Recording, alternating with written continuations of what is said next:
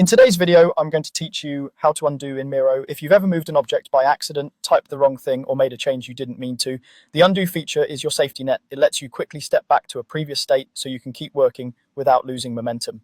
First, let's use the undo button. At the top of the Miro interface, you'll see a toolbar that runs across the screen. Look for the undo icon. This is a curved arrow pointing to the left. When you hover over it, you'll typically see a small tooltip that says undo. Click this icon once to reverse your most recent action. For example, if you just resized a shape, clicking undo will return it to its previous size. If you moved a sticky note to the wrong place, one click moves it right back where it was. You'll see the change happen immediately, so it's clear what was reversed. If you don't spot the icon right away, check the top toolbar carefully. Depending on your window size, some controls may shift slightly, but the undo arrow remains accessible near the editing controls.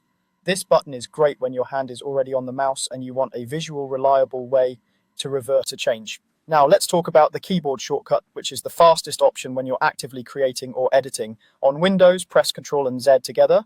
On Mac, press Command and Z together. This instantly undoes your last action without moving your cursor or switching tools. It works while you're drawing, rearranging items, or typing text, and it helps you stay in the flow. If something doesn't look right, press the shortcut and keep going. You can also undo multiple actions in a row. Each click of the undo button or each press of the shortcut moves you back one step at a time through your recent changes. Keep clicking or pressing until you arrive at the exact moment you want to return to.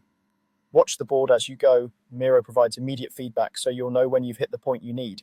If you go back one step too far, simply stop undoing and make the change again the way you intended. That's all there is to it. Use the undo button at the top for a quick visual fix, or use Ctrl+Z on Windows and Command+Z on Mac for a faster, more fluid workflow. With these tools, you can experiment confidently, knowing you can easily backtrack whenever you need.